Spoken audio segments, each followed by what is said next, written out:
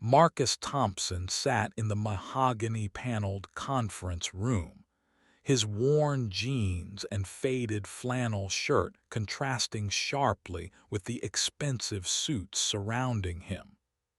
The law office of Hartwell and Associates reeked of old money and privilege, making him feel even more out of place.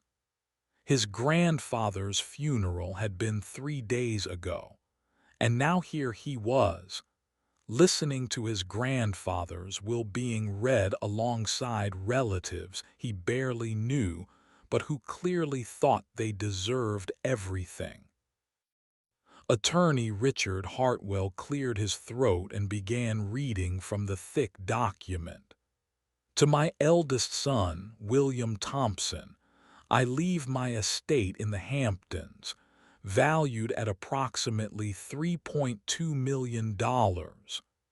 William's wife, Patricia, squeezed his arm with a satisfied smile. Marcus watched his uncle's face light up with greedy satisfaction. To my daughter, Margaret Ashworth, I leave my investment portfolio, currently valued at $1.8 million. Margaret dabbed her eyes with a designer handkerchief, though Marcus noticed no actual tears. Her husband James nodded approvingly, already calculating their newfound wealth. The lawyer continued down the list. Cousins received expensive jewelry, antique furniture, and valuable artwork. Each bequest was worth hundreds of thousands of dollars. Marcus shifted uncomfortably in his chair, wondering why his grandfather had even bothered to include him. His mother, Grandpa's youngest child, had been the black sheep of the family, marrying a blue-collar worker and living paycheck to paycheck until her death from cancer 5 years ago. And finally, Hartwell said, his voice taking on an almost apologetic tone, to my grandson, Marcus Thompson, I leave the sum of $5. The room fell silent for a moment before erupting in barely contained snickers. Patricia covered her mouth, trying to hide her amusement. Margaret shook her head in what appeared to be pity but felt more like disdain. $5 whole, William muttered to his wife, loud enough for everyone to hear. How generous of the old man! More laughter rippled through the room. Marcus felt his face burn with embarrassment and anger. $5. After 32 years of being the only grandchild who regularly visited, who helped with yard work and grocery shopping, who actually cared about the lonely old man, $5.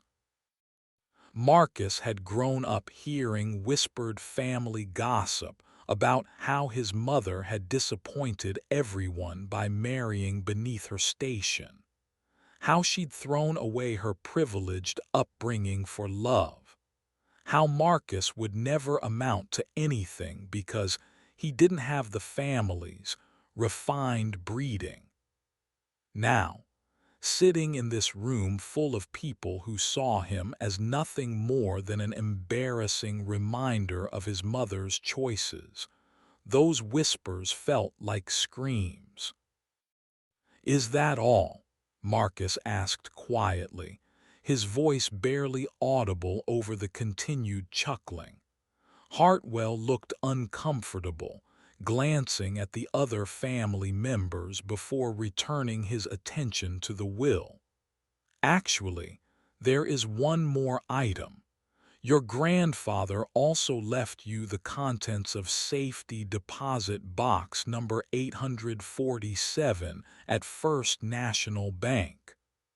The laughter died down slightly, but the dismissive attitudes remained.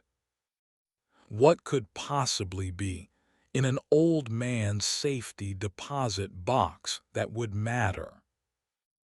The reading concluded with handshakes and false condolences. Patricia approached Marcus with a patronizing smile. "Don't feel too bad, dear," she said, her voice dripping with fake sympathy. "I'm sure your grandfather knew you'd just waste anything substantial anyway. $5 is probably more responsible than giving you real money." Her laugh was sharp and cutting. William clapped Marcus roughly on the shoulder. "Look on the bright side, nephew. $5 will buy you a decent fast food meal. Maybe that's all Grandpa thought you could handle." The other relatives nodded in agreement, their expressions ranging from amused to pitying.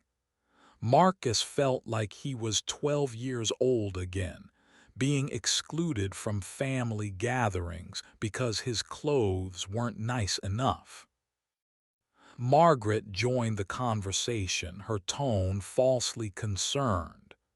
"You know, Marcus, if you're struggling financially, perhaps we could help you find work. James knows people who might need groundskeepers or janitors. Nothing too demanding, of course." The suggestion was meant to sound generous, but the underlying message was clear: know your place.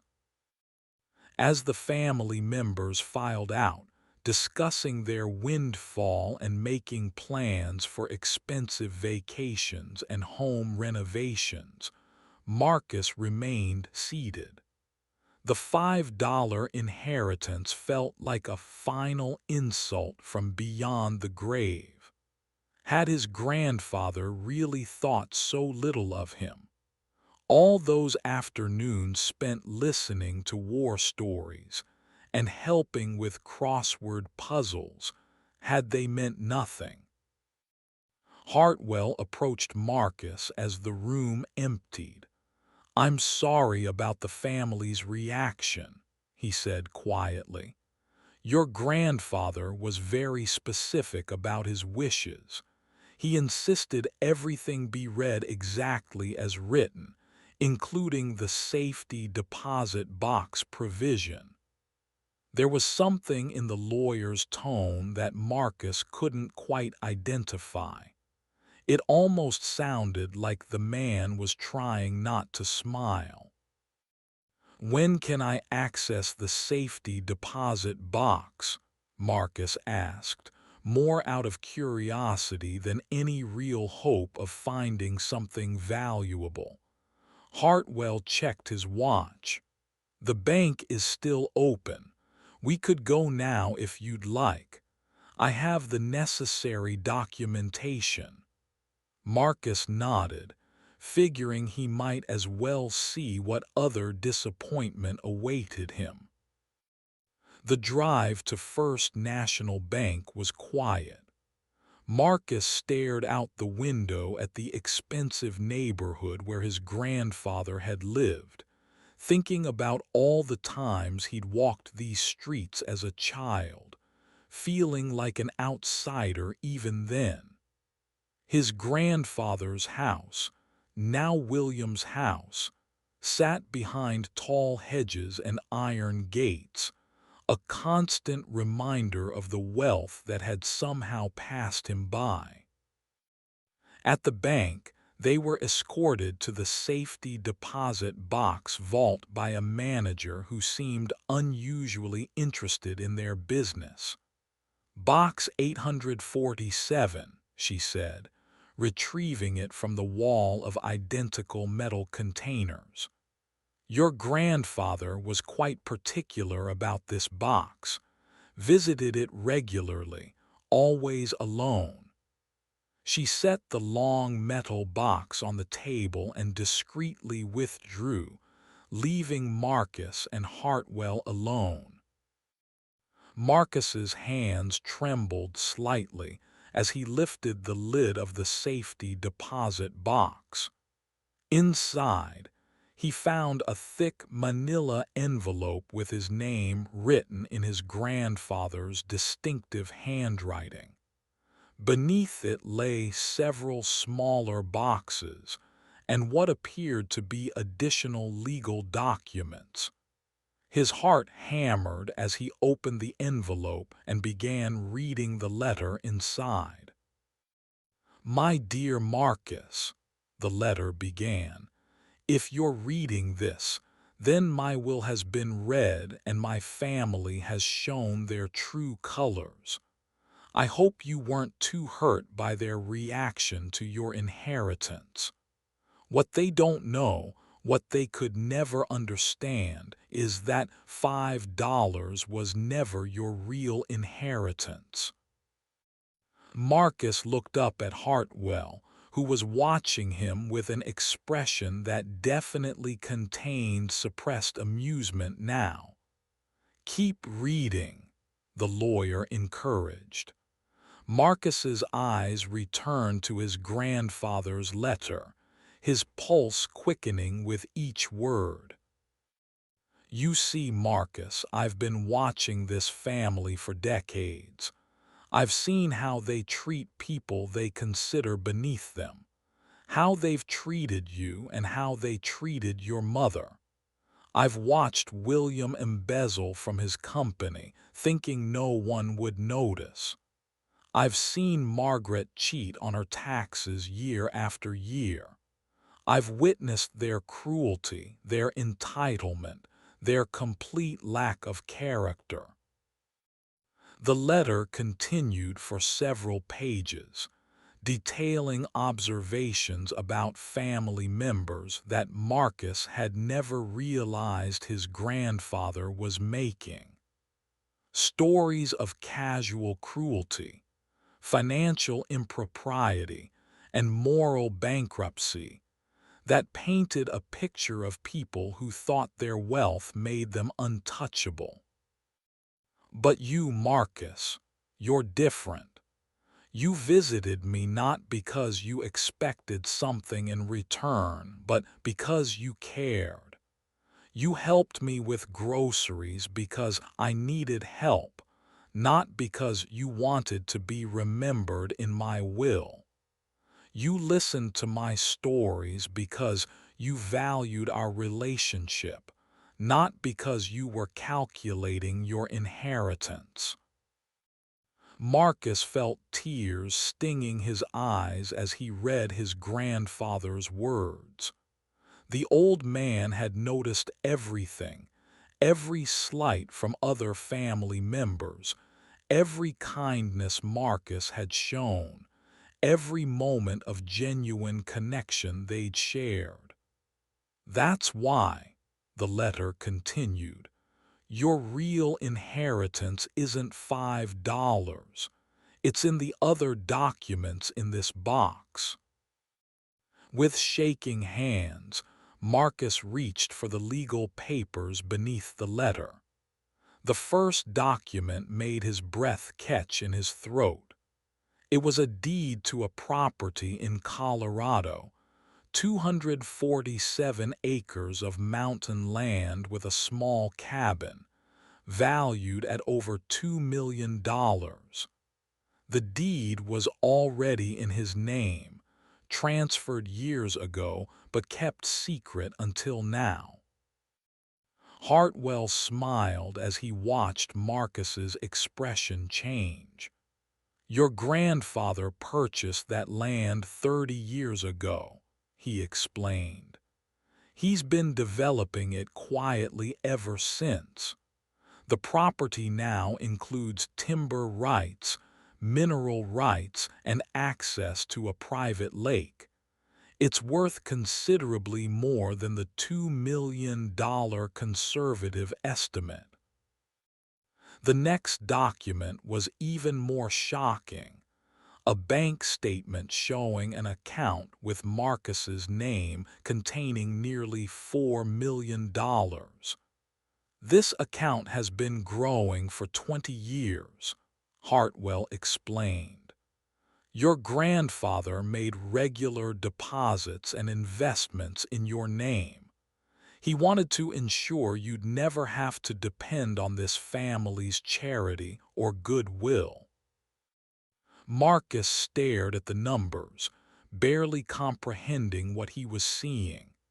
$4 million, his own land, everything his relatives had just inherited combined was worth less than what his grandfather had secretly left him.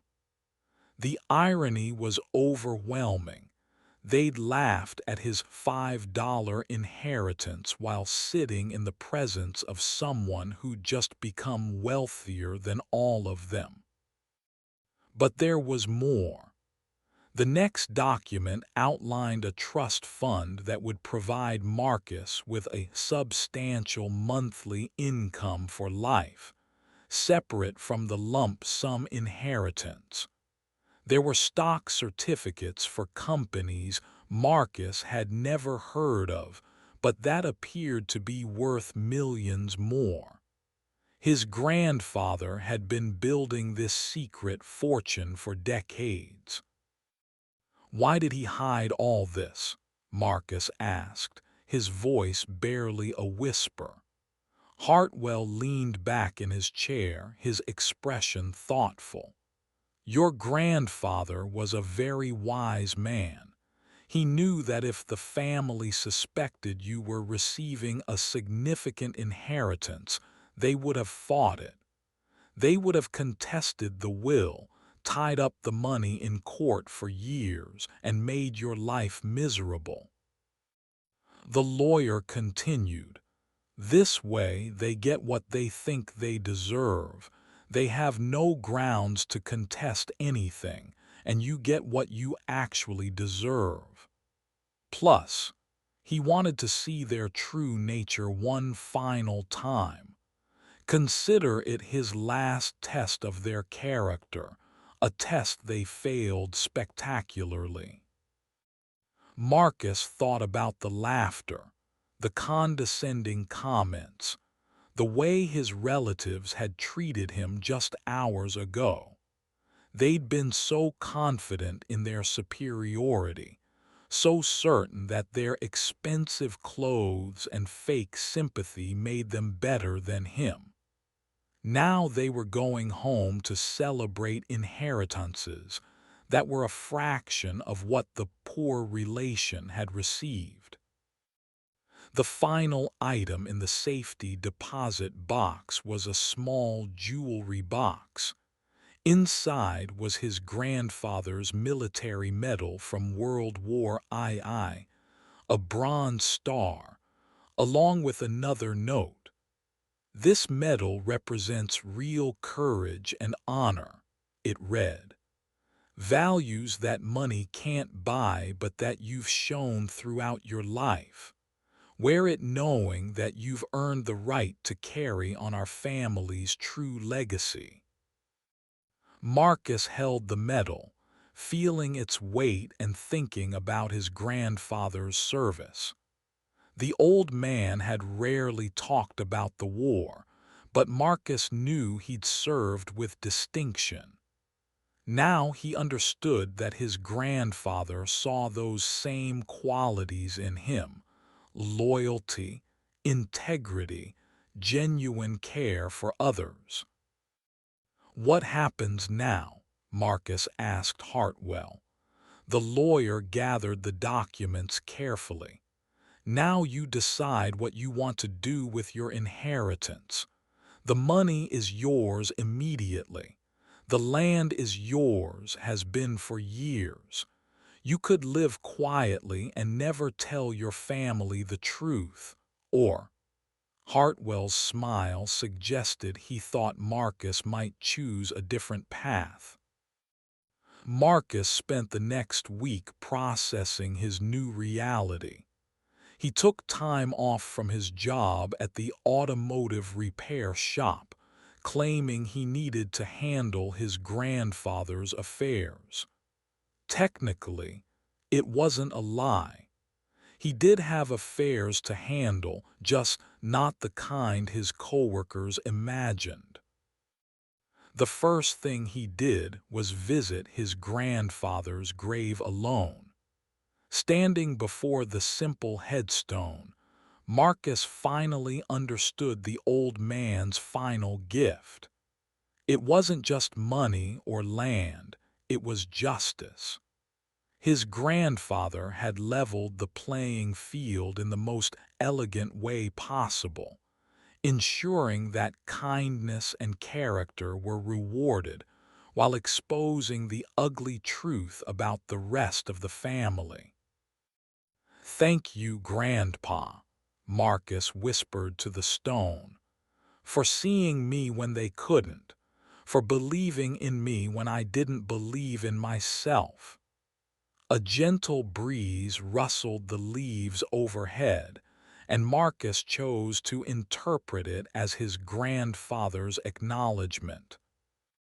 Meanwhile, his relatives were already making plans based on their inheritances. William had called Marcus twice, ostensibly to check on him but really to gloat about the Hampton estate. "I know the will reading was difficult for you," he'd said with false concern. "But look at it this way, at least you got something. $5 is better than nothing, right?" Patricia had been even more direct during her call. "Marcus, dear, James and I were thinking, now that we're managing the estate, we might need some help with maintenance. Would you be interested in groundskeeping work? We could pay you a fair wage." The condescension in her voice was unmistakable. Margaret had sent a text message. "Thinking of you during this difficult time. If you need financial assistance, please don't hesitate to ask. Family should help family." The message was screenshot and shared in the family group chat, Marcus was sure, as evidence of her generosity toward the poor relation. Each contact reinforced Marcus's growing anger at their treatment of him. These people thought they were being magnanimous by offering him scraps from their table. They genuinely believed their inherited wealth made them superior to someone who'd earned everything through honest work and genuine relationships. Marcus began researching his new assets with Hartwell's help. The Colorado property was even more valuable than initially estimated. Recent surveys had discovered mineral deposits that could be worth tens of millions if developed. The land also sat in the path of a proposed ski resort expansion that would make it worth even more. The investment portfolio his grandfather had built was equally impressive. The old man had been far shrewder than anyone realized, making prescient investments in technology companies, renewable energy, and real estate. What had started as modest savings had grown into a fortune that rivaled old money families who'd been accumulating wealth for generations. 2 weeks after the will reading, Marcus made his decision. He would attend William's celebratory dinner party. Patricia had reluctantly invited him, probably after William suggested it would look good to include the less fortunate family member. "Just a small gathering to celebrate grandfather's memory," she'd said. "Nothing fancy. We know you don't have appropriate attire." Marcus arrived at William's newly inherited Hampton estate wearing his best suit, which, admittedly, wasn't very impressive. The other guests were already there. Margaret and James, several cousins, and a few family friends who'd known his grandfather. Everyone was dressed expensively and talking about their inheritance plans. Marcus, William boomed as he entered, gesturing with a crystal glass of what was probably expensive whiskey. "So glad you could make it. How are you holding up, nephew?" The question sounded caring, but Marcus could see the amusement in his uncle's eyes. Patricia approached with her signature fake smile. "Marcus, you look nice. I'm so glad you decided to join us for this celebration of family." She emphasized the word family in a way that somehow made it sound exclusive, as if his membership was conditional. The dinner conversation revolved around renovation plans, investment strategies, and expensive vacations. Margaret announced she was buying a yacht. William discussed expanding his business with his newfound capital. Cousins talked about paying off mortgages and sending children to elite private schools. "And what about you, Marcus?" Margaret asked during dessert, her tone suggesting she was including him out of politeness. "Any big plans with your inheritance?" The table fell silent, everyone trying not to laugh at the question. $5 didn't exactly open many doors. Marcus set down his fork and looked around the table at these people who'd spent his entire life making him feel small. People who thought breeding and bank accounts determined worth. People who'd never worked an honest day but believed they deserved everything handed to them.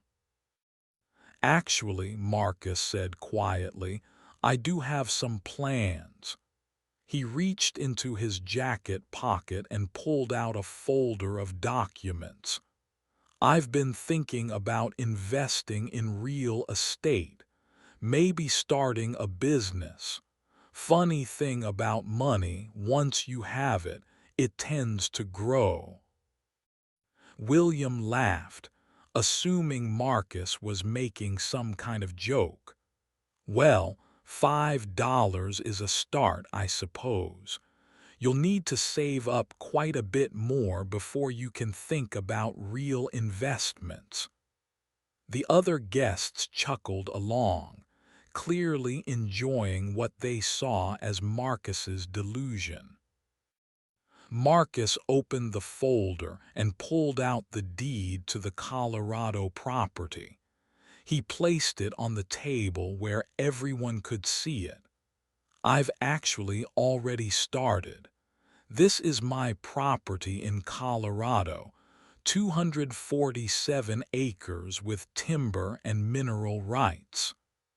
The laughter died as people leaned forward to read the document.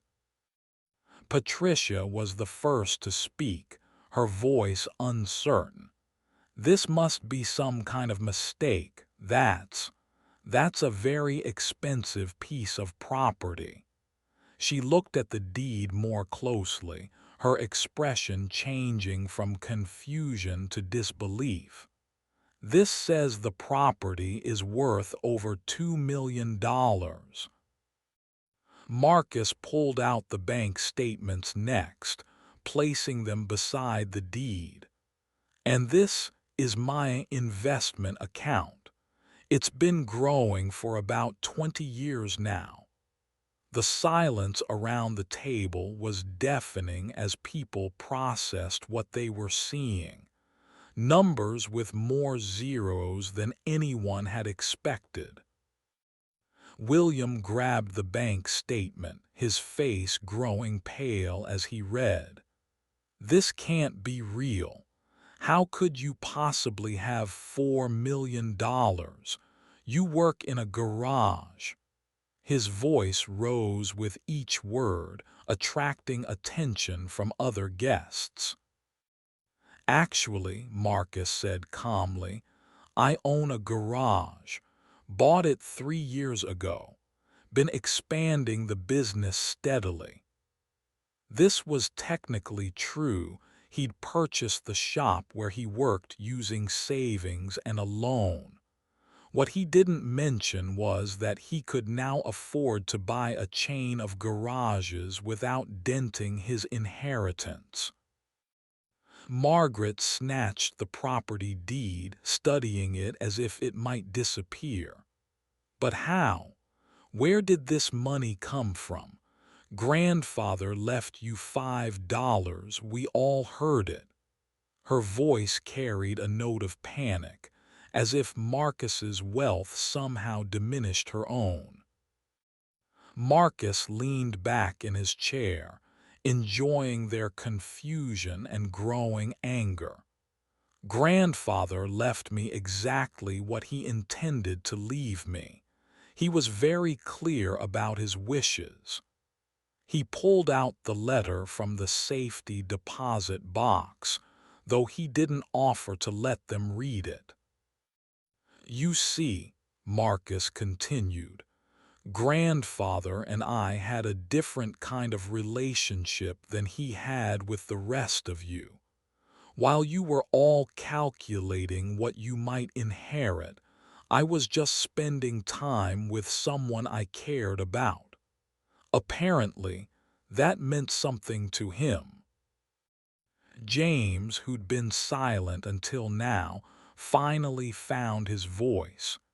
This is impossible. If there was this much money involved, we would have known. The lawyers would have told us. He looked desperately at the documents as if they might reveal themselves to be forgeries. Marcus smiled, thinking of Hartwell's carefully orchestrated revelation. The lawyers told you exactly what Grandfather instructed them to tell you. Nothing more, nothing less. He was very specific about how he wanted things handled. The room erupted in angry voices as family members tried to process this new information. Their celebrations had turned to ash in their mouths. The poor relation they'd been mocking was apparently wealthier than all of them combined. William slammed his fist on the table, making the crystal glasses ring. This isn't over. If there was fraud involved, if the will was manipulated somehow, we'll contest it. We'll fight this in court until we get what we rightfully deserve. Marcus had expected this reaction. He pulled out the final document from his folder, a letter from Hartwell's law firm. You're welcome to try, he said, but you should know that all of these assets were legally transferred to me years ago. They were never part of Grandfather's estate. There's nothing to contest. The legal letter confirmed what Marcus was saying. His grandfather had been transferring assets to him gradually over 2 decades, always ensuring everything was properly documented and legally sound.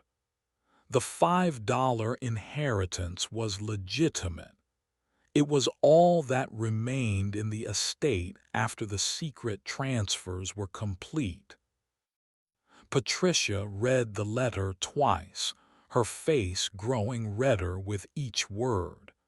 This is a conspiracy. You manipulated an old man into giving you money that should have gone to his real family. Her accusation hung in the air like a toxic cloud. His real family, Marcus repeated, his voice hardening. You mean the family that visited him twice a year? The family that put him in assisted living and never looked back? The family that saw him as a walking inheritance instead of a human being? Margaret stood up abruptly, pointing an accusing finger at Marcus. We took care of him. We made sure he had the best medical care, the best facilities. That costs money, money we provided. Her indignation was impressive, considering she just inherited nearly $2 million for her minimal efforts. You warehoused him, Marcus shot back, his composure finally cracking. You stuck him in the most expensive facility you could find and told yourselves that made you good children. When was the last time any of you had an actual conversation with him? When did you last ask about his day, his health, his feelings? The question struck home because everyone at the table knew the answers.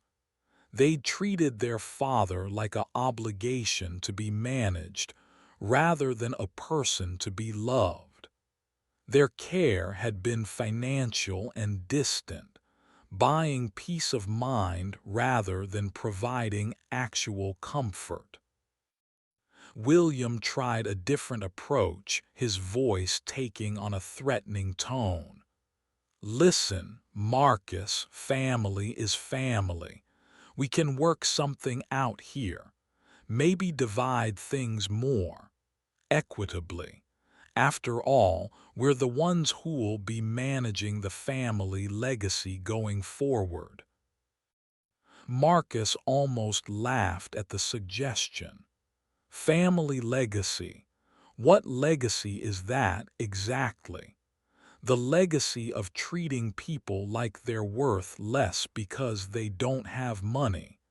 The legacy of calculating someone's value based on their job or their clothes. He stood up, gathering his documents. Or maybe you mean the legacy of embezzling from your company, William, or cheating on taxes, Margaret. Because yes, grandfather knew about all of that. He left me quite detailed letters about the family's various indiscretions. The color drained from both William's and Margaret's faces. They'd thought their financial improprieties were secret, but apparently their father had been more observant than they'd realized. The implications of exposure were terrifying: criminal charges, professional ruin, social disgrace. James tried to salvage the situation with desperate reasonableness. Look, there's no need for threats or accusations. We're all family here. Surely we can reach some kind of understanding. His tone suggested he was hopping to buy Marcus's silence about whatever their grandfather had discovered. Marcus shook his head, genuinely disgusted by their assumptions. I'm not threatening anyone. I'm simply explaining why grandfather made the choices he did. He wanted to reward character and integrity. Unfortunately, he couldn't find much of either in this room. The party ended in chaos as Marcus left, taking his documents with him. Behind him, he could hear angry voices as family members turned on each other, accusatory questions flying about who knew what and when. The celebration of their good fortune had become a wake for their assumptions about family hierarchy. Over the next few days, Marcus received increasingly desperate phone calls from relatives. William tried bribes, offering him a partnership in his business. Margaret suggested they could share resources for everyone's benefit. Patricia even attempted emotional manipulation, talking about family unity and forgiveness. But Marcus had made his decision. He used part of his inheritance to expand his automotive business, hiring more mechanics and opening a second location. He also established a scholarship fund at the local community college for students from working-class families, people like himself who needed opportunity more than charity. The Colorado property became his retreat, a place where he could escape the pressures of his new wealth and remember his roots. He kept the small cabin exactly as his grandfather had left it, but added modern amenities that made it comfortable for year-round living. Most importantly, Marcus began reaching out to other family outcasts, cousins who'd been deemed unsuccessful by family standards, relatives who'd married outside their social class, anyone who'd been marginalized by the family's elitist attitudes. He discovered a whole network of people who'd been quietly excluded from family gatherings and inheritance discussions. These family members, teachers, social workers, artists, small business owners, had stories remarkably similar to his own. They'd been made to feel inadequate because they chose meaningful work over lucrative careers. They'd been condescended to at family gatherings and excluded from important decisions. Marcus began organizing gatherings for this extended family, creating the kind of inclusive, genuine relationships that his grandfather had valued. These dinners were held at the Colorado cabin, far from the pretentious atmosphere of Hampton estates and country clubs.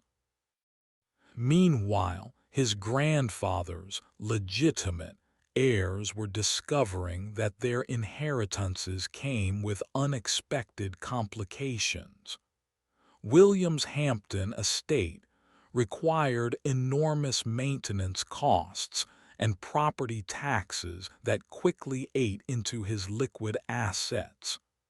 Margaret's investment portfolio was heavily weighted toward volatile stocks that lost significant value in a market downturn. The irony was that their grandfather had structured their inheritances to be impressive on paper, but practically burdensome. The Hampton estate was beautiful but financially draining. The investment portfolio was valuable but required sophisticated management they didn't possess. Even the antique furniture and artwork came with insurance and maintenance costs they hadn't anticipated. Marcus watched from a distance as his relatives struggled with their supposed good fortune. They'd been so focused on the dollar amounts that they'd never considered the practical implications of their inheritances. Their grandfather's final lesson was about the difference between appearing wealthy and actually being wealthy. 6 months after the will reading, Marcus received an unexpected visitor at his expanded auto shop. William appeared at closing time, looking older and more tired than Marcus remembered. His expensive suit was wrinkled, and his usual arrogant demeanor had been replaced by something that looked almost like humility. "We need to talk," William said without preamble. Marcus gestured toward his office, curious about what had brought his uncle to seek him out. They sat across from Marcus's desk in uncomfortable silence before William finally spoke. "I know you have no reason to help us," he began, his voice uncharacteristically subdued. "But we're in trouble, Marcus. Real trouble." He explained that maintaining the Hampton estate was costing far more than expected. Property taxes, insurance, utilities, and maintenance were eating through his liquid assets at an alarming rate. Moreover, William's business was struggling. The economy had taken a downturn, and his company was facing serious financial difficulties. The inheritance that was supposed to solve his problems had actually made them worse by saddling him with enormous new expenses. Margaret was in similar straits. Her investment portfolio had lost nearly half its value in recent market volatility, and she was facing a tax audit that could expose years of financial irregularities. The yacht she'd purchased impulsively was now a monthly drain on resources she could no longer afford. "We were wrong about you," William admitted, the words clearly difficult for him to say. "We were wrong about a lot of things. Grandfather knew what he was doing when he chose you." It was as close to an apology as Marcus was likely to get from someone who'd spent decades looking down on him. Marcus listened without interrupting, trying to process this reversal of fortune. The relatives who'd mocked his $5 inheritance were now broke and desperate, while he sat in an office above a business he owned, contemplating which of his properties to visit that weekend. "What exactly are you asking me to do?" Marcus finally said. William shifted uncomfortably, clearly struggling with having to ask for help from someone he'd always considered inferior. "We need a loan," William said bluntly. "Enough to cover our immediate expenses while we figure out how to manage these inheritances. We'll pay interest, of course. Market rates." The desperation in his voice was palpable. Marcus leaned back in his chair, considering his uncle's request. Part of him wanted to refuse immediately, to let them experience the same helplessness they'd made him feel his entire life. But another part of him, the part his grandfather had recognized and rewarded, felt genuine sympathy for their plight. "I'll think about it," Marcus said finally. "But if I help you, things are going to be different between us. No more condescension.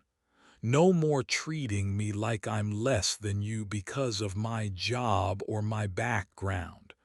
We interact as equals, or we don't interact at all." William nodded eagerly, clearly willing to agree to anything that might solve his financial crisis. "Of course. Absolutely.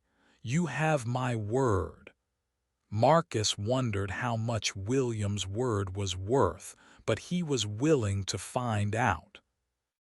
Marcus spent the following week consulting with financial advisors and lawyers about the best way to help his family without enabling their previous behavior. He ultimately decided to offer assistance, but with conditions that would ensure they learned from their experience.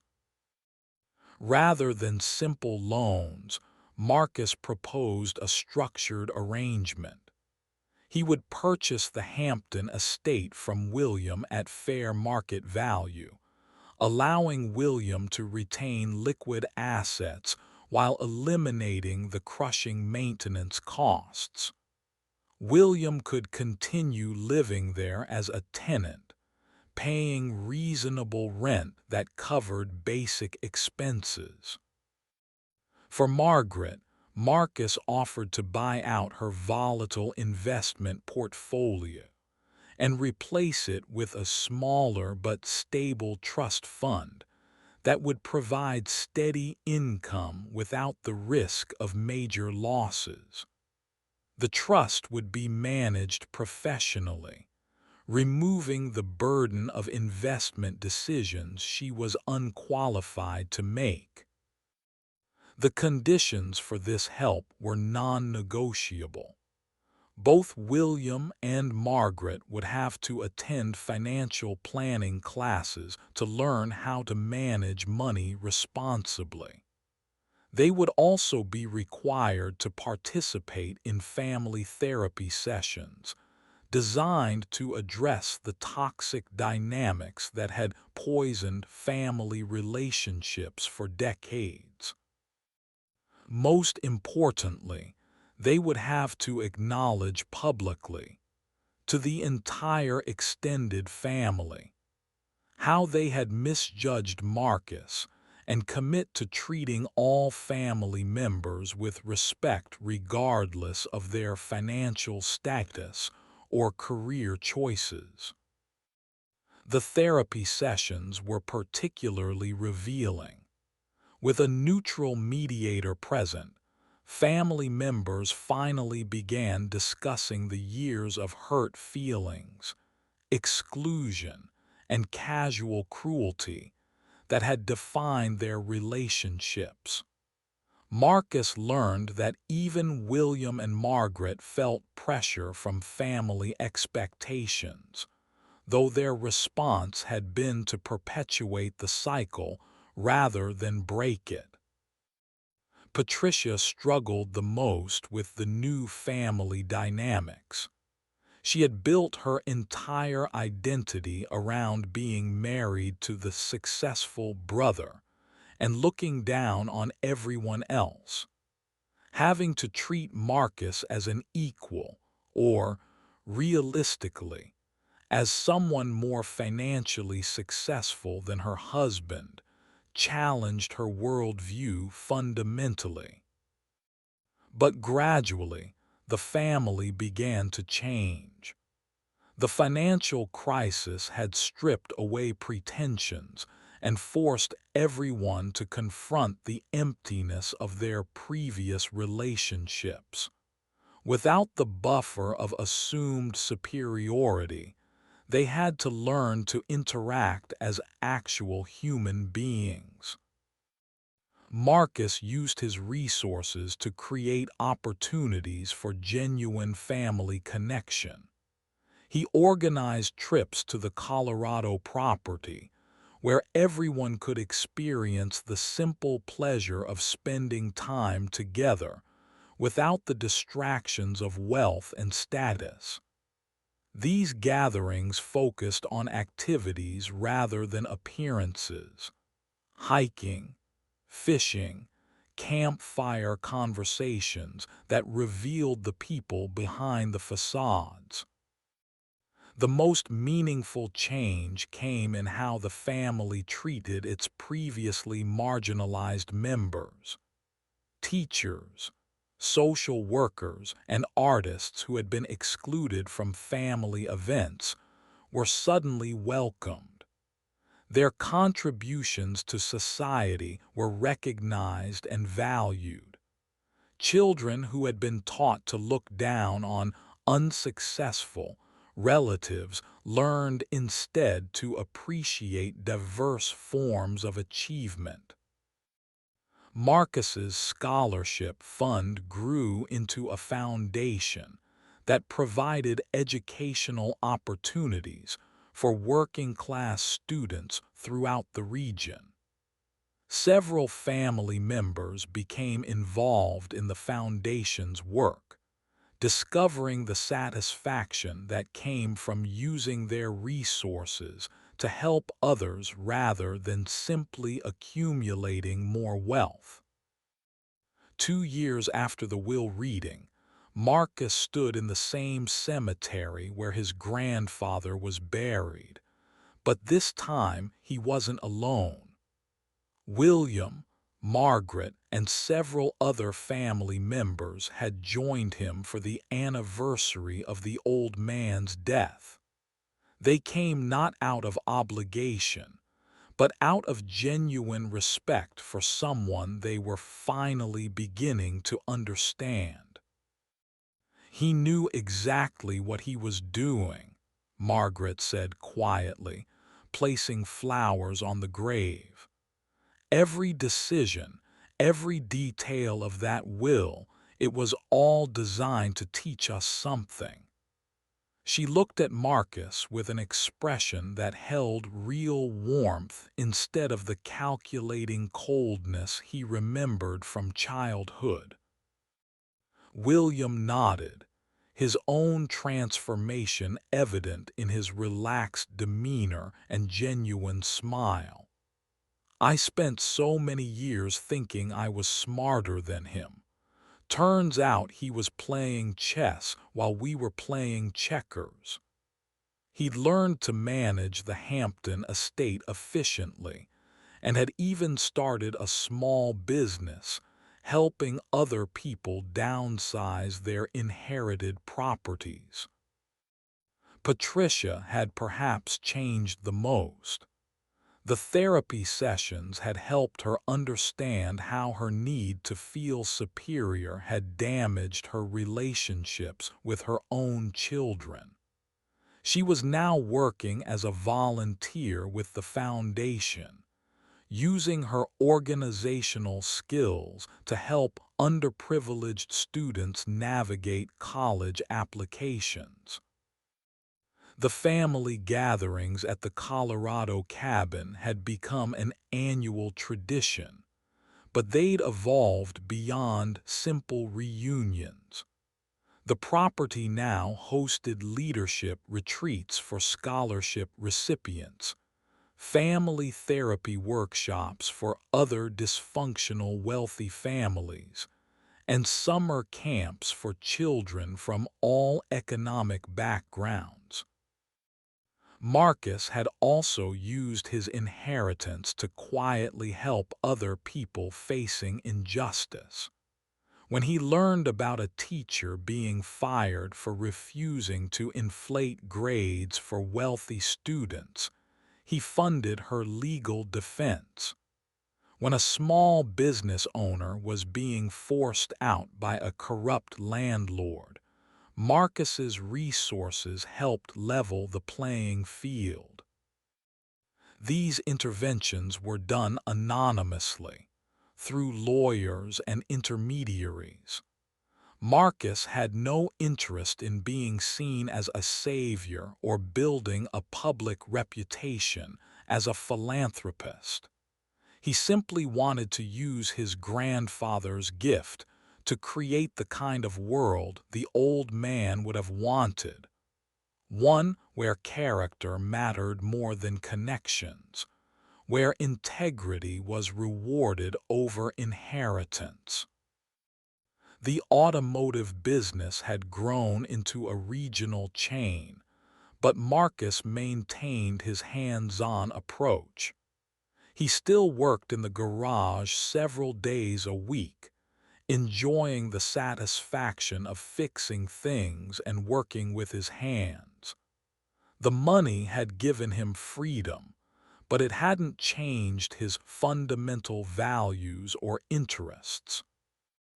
His relationship with his grandfather's memory had also evolved.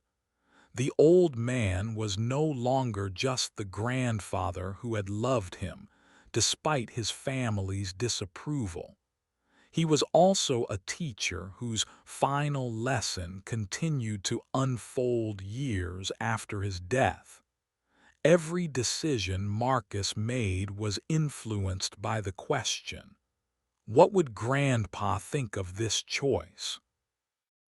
The safety deposit box revelation had been just the beginning.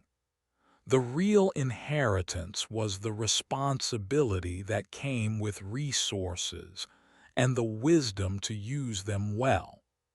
Marcus was determined to honor both the gift and the giver by building something meaningful with his unexpected fortune. As the family walked away from the cemetery together, Marcus reflected on the journey that had brought them to this point. The will reading that had seemed like a final insult had actually been the first step in a process of healing that was still ongoing.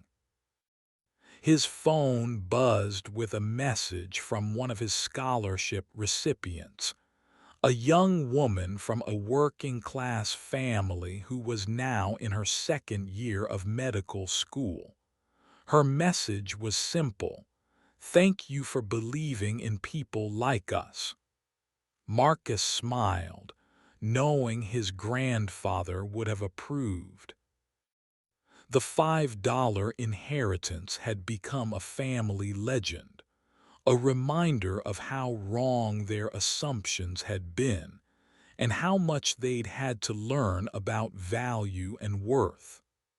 Marcus kept the actual $5 bill framed in his office, not as a reminder of the insult, but as a symbol of the transformation that had followed. He thought about calling his uncle to discuss plans for the next family gathering, then smiled at how natural that thought had become. 2 years ago, the idea of voluntarily spending time with William would have been unthinkable. Now it was simply part of his life, messy, complicated, but ultimately rewarding. The sun was setting as Marcus drove home to his comfortable but not ostentatious house, passing the Hampton estate where William was hosting a neighborhood barbecue. The estate was no longer a monument to exclusivity, but a gathering place for community events and charity fundraisers. Meaningless accumulation, while resources used thoughtfully could transform lives and relationships. Marcus pulled into his driveway, noticing the lights on in his home office.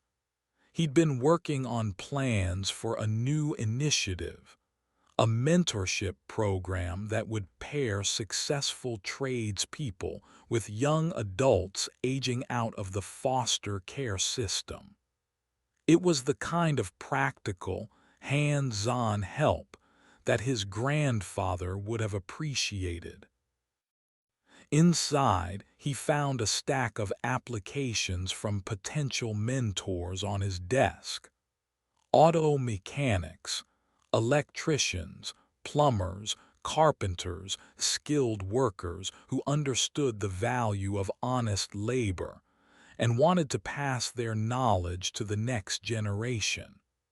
These were people who, like Marcus, had been overlooked by traditional society, but possessed real wisdom and genuine character. The program would provide not just job training but life skills, financial literacy, and the kind of supportive relationships that could make the difference between success and failure for vulnerable young people. Marcus had learned firsthand how much difference it made to have someone believe in you when the rest of the world had written you off. As he reviewed the applications, Marcus thought about the conversation he'd had with his therapist earlier that week. The professional had helped him understand that his grandfather's gift wasn't just about money. It was about breaking a cycle of toxic family behavior that had persisted for generations. You've become the family member your grandfather hoped you'd be, the therapist had said. But more than that, you've helped your entire family become better versions of themselves. That's the real legacy he left you, not just wealth, but the wisdom to use it well. The phone rang, interrupting his thoughts. It was James, Margaret's husband, calling with an update on the Foundation's latest scholarship awards.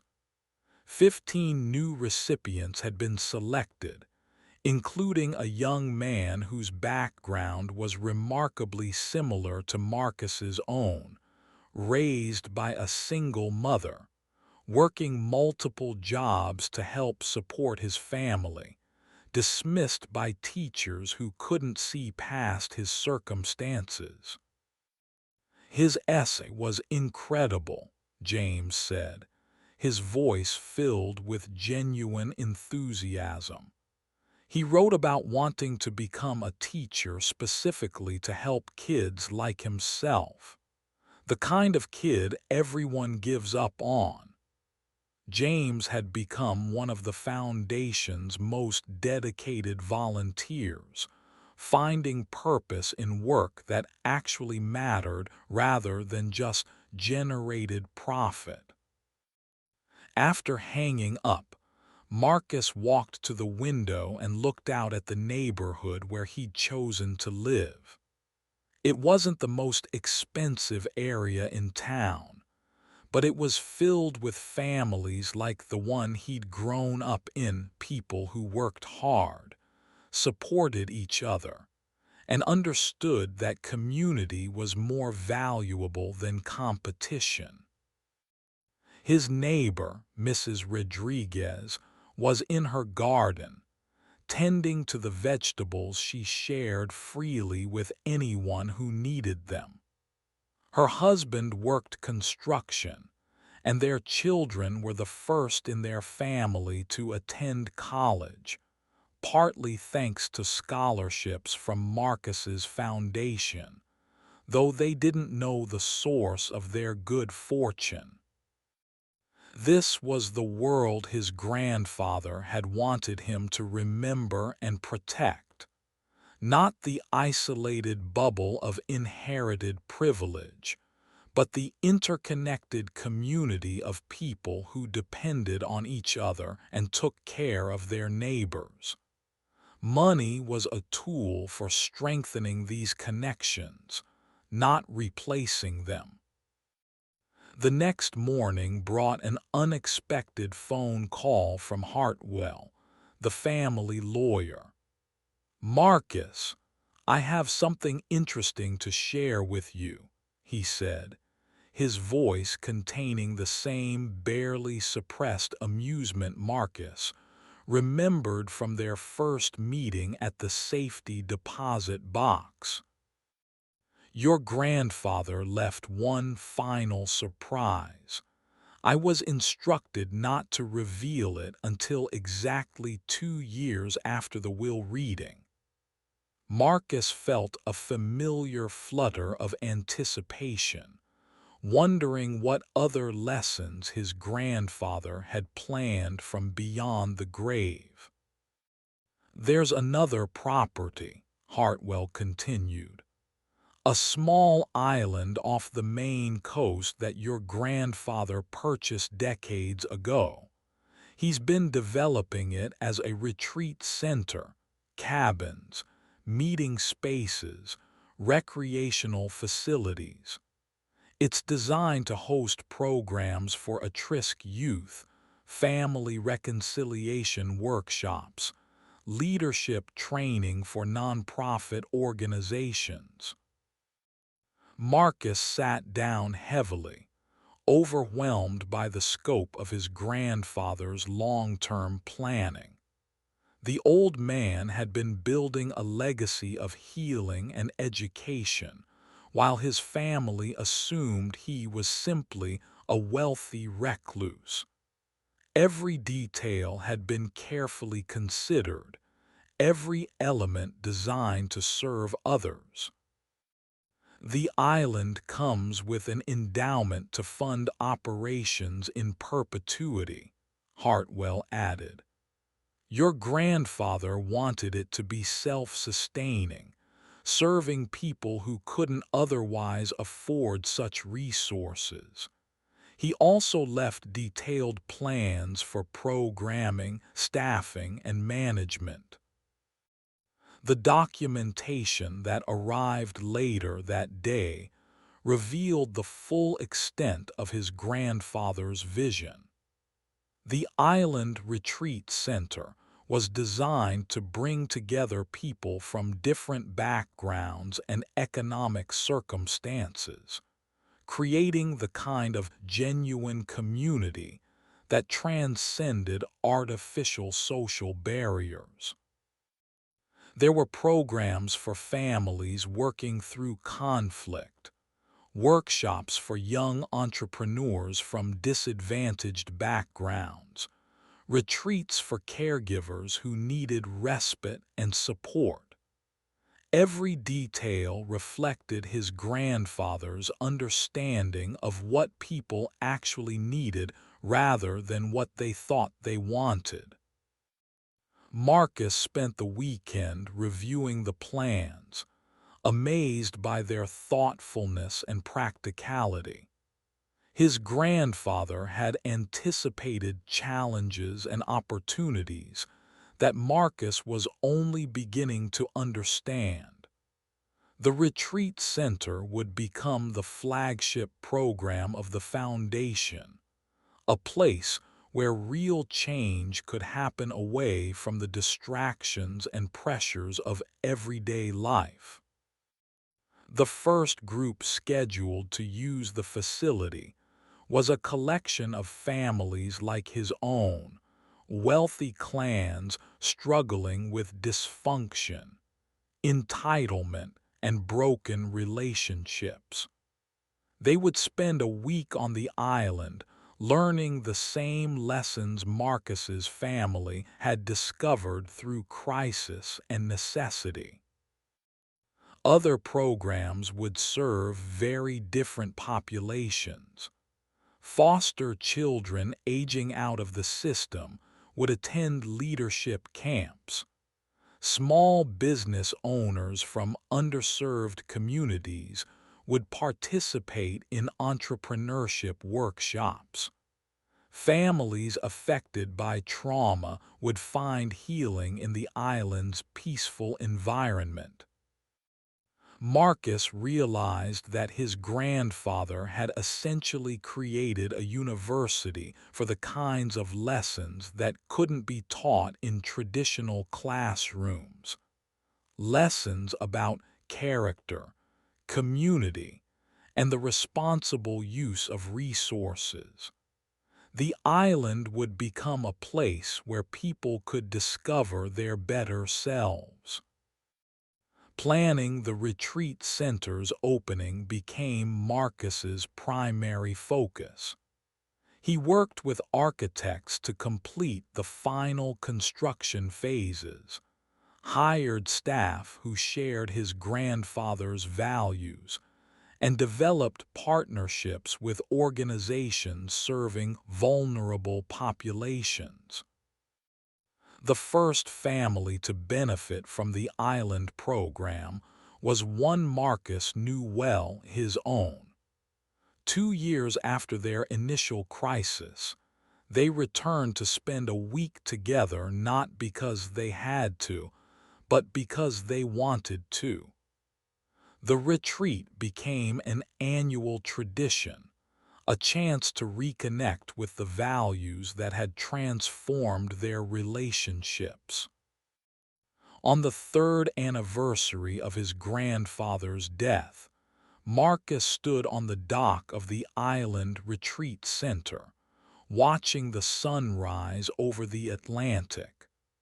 The first group of participants would arrive later that day, 15 families who had committed to a week of intensive work on their relationships and values. The island had been transformed from his grandfather's private retreat into a thriving center for personal and family development. The cabins were full year-round, with people seeking the kind of authentic growth that came from facing hard truths about themselves and their relationships.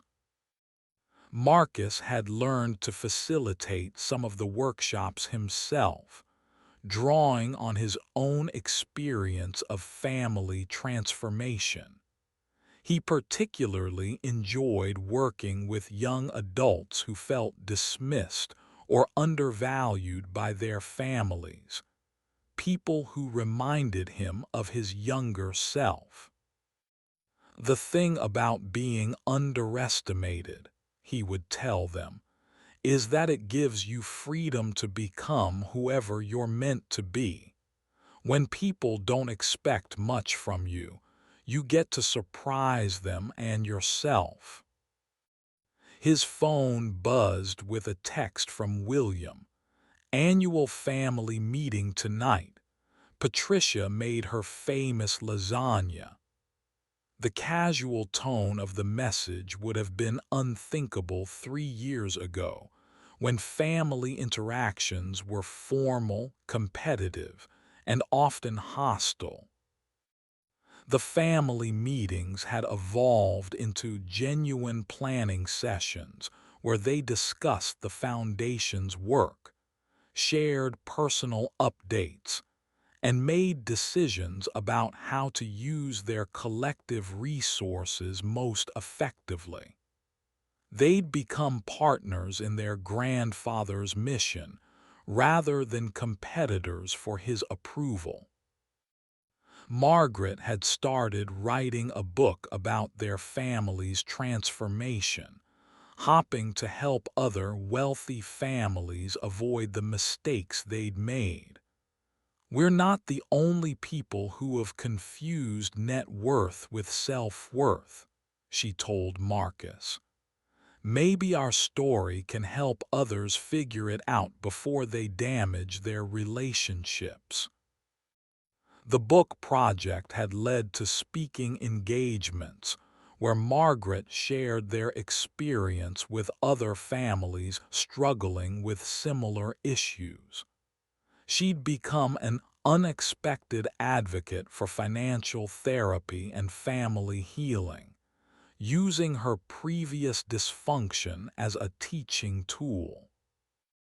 Patricia had discovered a talent for event planning and was now organizing fundraising galas for various charitable organizations.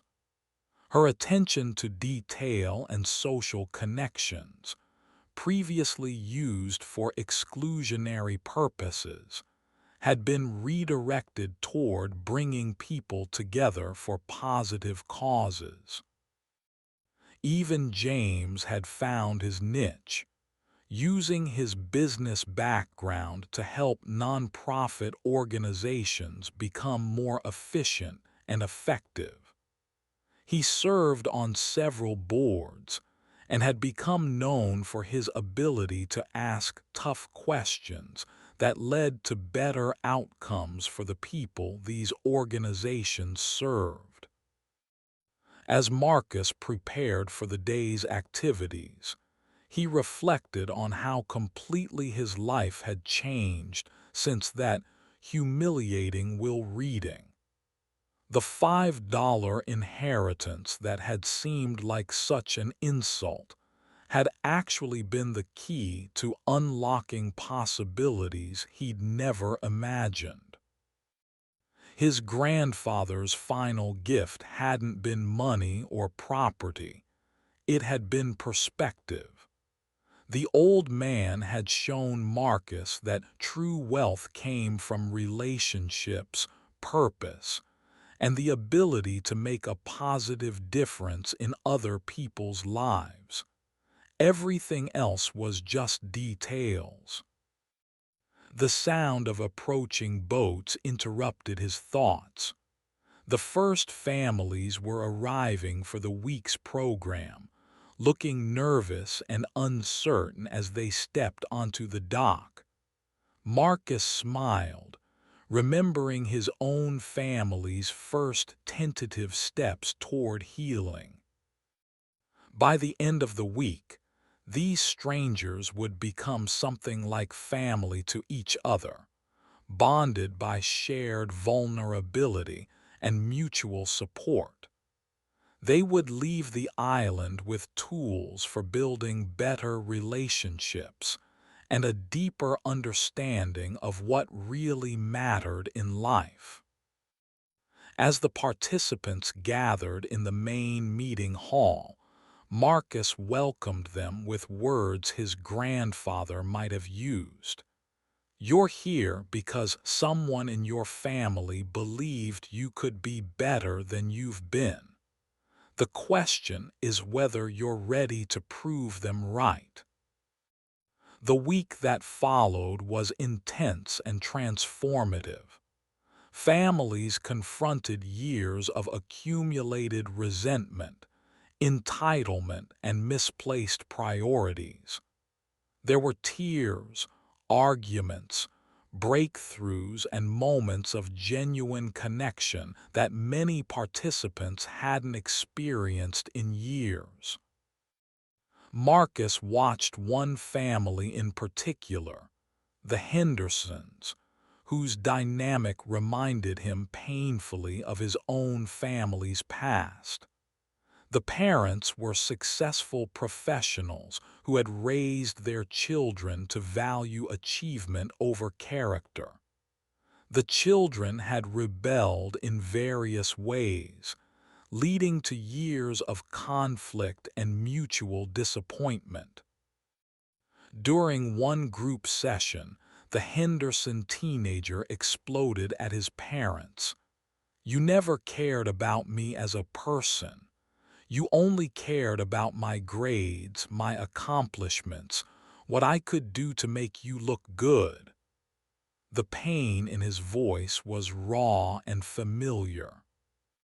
Marcus found himself sharing his own story, the years of feeling inadequate, the casual cruelty of relatives who saw him as less than human, the way his grandfather's recognition had changed everything.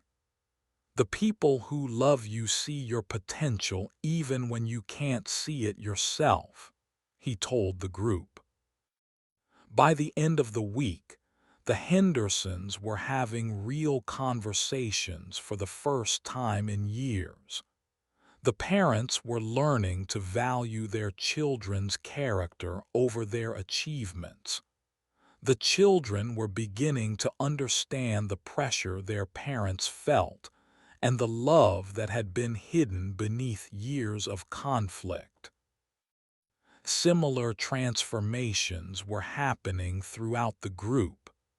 Families were rediscovering each other, learning to communicate honestly, and finding ways to support each other's growth rather than competing for dominance or approval.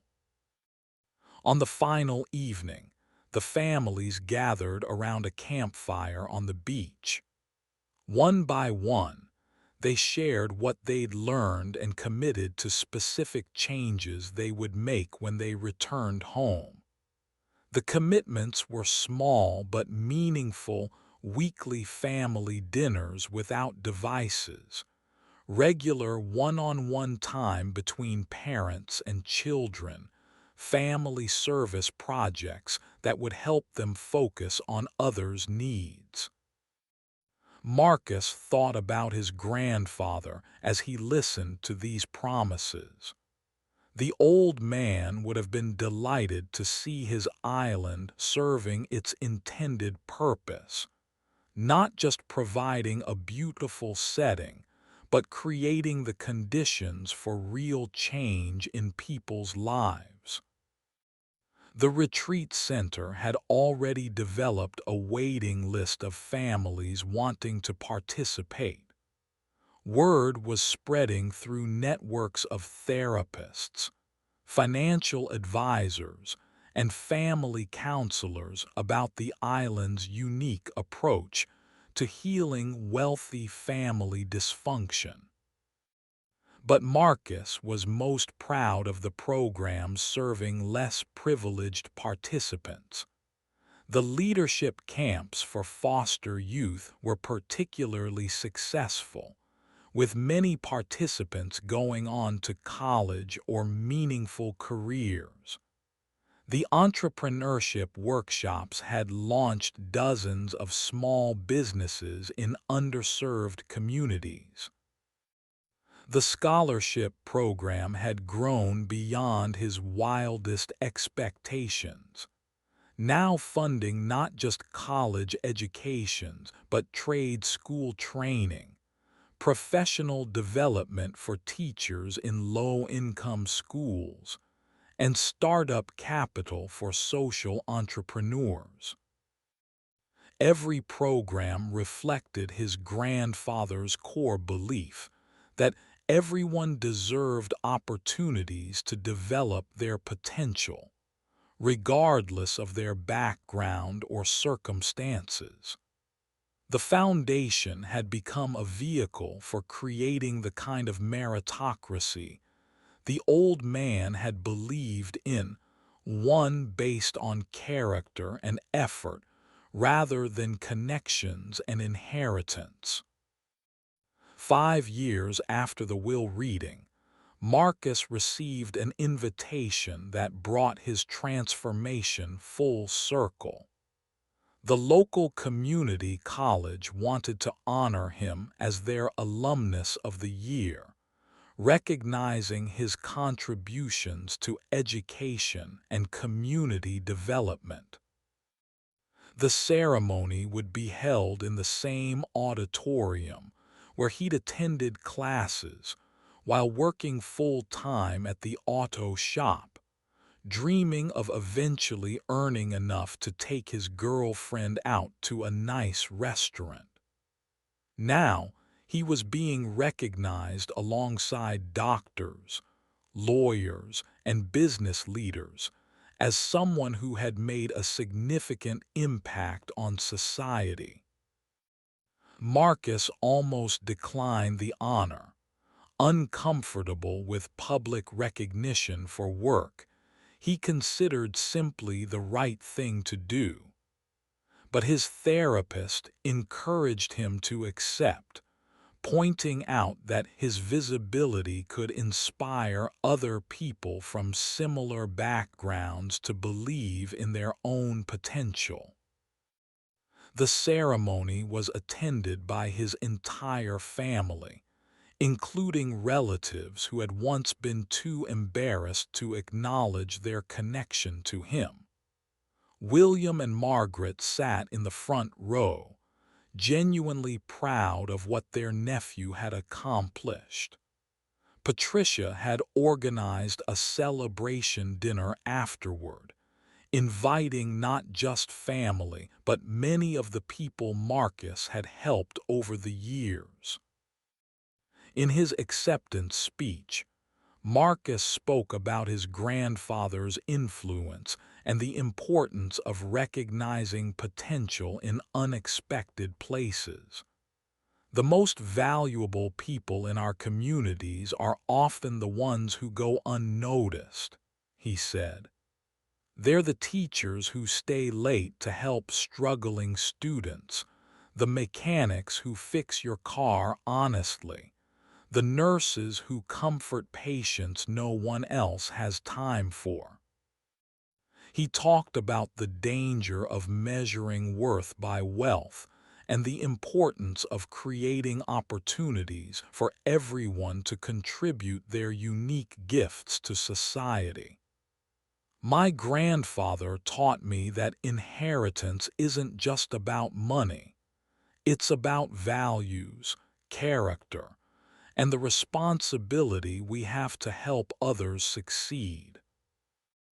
The audience included many of his scholarship recipients, now pursuing careers in education, healthcare, social work, and other fields focused on serving others. Their presence reminded Marcus that his grandfather's investment was still paying dividends, creating ripple effects that would continue for generations. After the ceremony, Marcus was approached by a young woman who looked familiar but whom he couldn't quite place. "You probably don't remember me," she said, "but you fixed my car about 6 years ago. I was a single mom, broke and desperate, and you charged me half of what the repair was worth." Marcus remembered now. She'd been crying in his waiting room, worried about how she'd pay for the transmission work her old car needed. He'd quietly reduced the bill and arranged for her to pay in installments. "You told me that everyone deserves reliable transportation to get to work," she continued. "That kindness changed my life." She went on to explain that the reliable car had helped her keep her job, which led to a promotion, which allowed her to go back to school. She was now a registered nurse, working in the pediatric ward of the local hospital. "I treat every family the way you treated me, with dignity and respect, regardless of their circumstances." Stories like this reminded Marcus why his grandfather's lessons were so important. Small acts of kindness and recognition could change the trajectory of someone's entire life. The old man had understood that wealth was a tool for creating opportunities, not just accumulating possessions. The celebration dinner that evening felt like a family reunion, but the family now included teachers, mechanics, nurses, small business owners, and community activists. These were the people Marcus had chosen to surround himself with, individuals who measured success by their contribution to others rather than their personal accumulation. William raised a toast to the grandson who taught us what inheritance really means. Margaret added, "To the family member who showed us that character is the only currency that really matters." Patricia simply said, "To second chances and the wisdom to take them." As the evening wound down, Marcus found himself alone with his thoughts for the first time in weeks. The constant activity of running the foundation, managing his businesses, and facilitating retreats had kept him busy. But moments of quiet reflection were when he felt most connected to his grandfather's memory. He thought about the letter his grandfather had left in the safety deposit box, particularly the line about watching the family show their true colors. The old man had orchestrated not just a revelation but a revolution, forcing everyone to confront their assumptions and choose who they wanted to become. The $5 inheritance had been a test, and initially most of the family had failed spectacularly. But his grandfather had also provided the tools for redemption, the crisis that forced change, the resources to support growth, and the example of how wealth could be used responsibly. Marcus pulled out his phone and scrolled through photos from the evening. His family looked genuinely happy, not with the shallow satisfaction of material success, but with the deeper contentment that came from meaningful relationships and purposeful work. The Foundation's latest annual report showed that they had now provided scholarships to over 500 students, funded the startup of 75 small businesses in underserved communities, and helped 200 families work through serious conflicts. The retreat center was booked solid for the next 2 years, with requests coming from around the world. But Marcus was most proud of the changes in his own family. They had learned to value each other for who they were rather than what they owned. Family gatherings were now looked forward to rather than endured. Children were being raised with an understanding that privilege came with responsibility. His phone buzzed with a text from one of his newest scholarship recipients. "Just wanted you to know I got accepted to the nursing program. Thank you for believing in me when I didn't believe in myself." Marcus smiled, hearing his grandfather's voice in those words. The cycle of transformation was continuing. People who had been helped were now helping others. Students were becoming teachers. Entrepreneurs were creating jobs.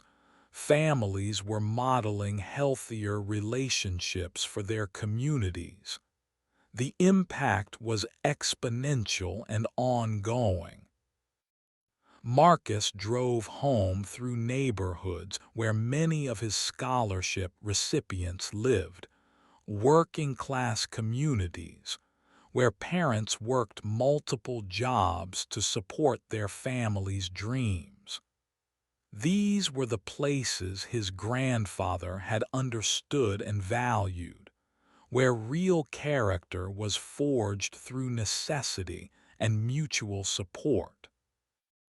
His own house sat comfortably among these modest homes, deliberately chosen to keep him connected to his roots.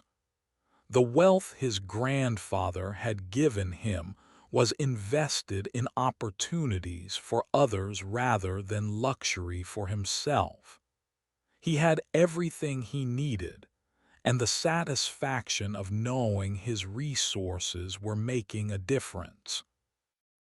In his home office, Marcus kept his grandfather's bronze star displayed next to the framed $5 bill from his inheritance. The medal represented the courage to fight for what was right, while the money symbolized the wisdom to see beyond surface appearances. Together, they reminded him daily of the man who had shaped his character and changed his life. As he prepared for bed, Marcus thought about tomorrow's schedule.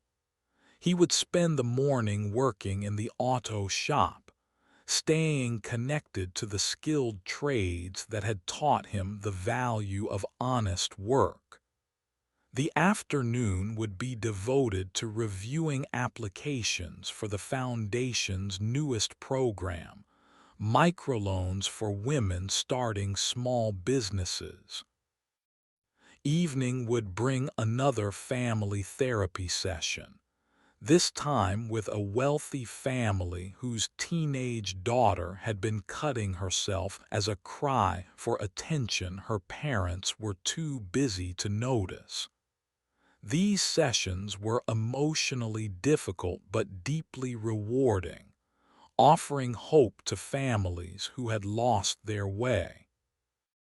The work was never-ending, but Marcus had learned that purpose-driven exhaustion was different from the soul-crushing fatigue of meaningless labor. Every day brought opportunities to honor his grandfather's memory by treating people with the dignity and respect they deserved.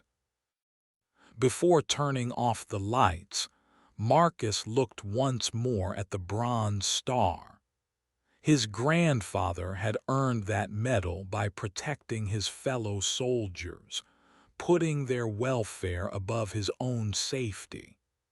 In his own way, Marcus was continuing that tradition of service, using different tools but the same fundamental commitment to helping others succeed.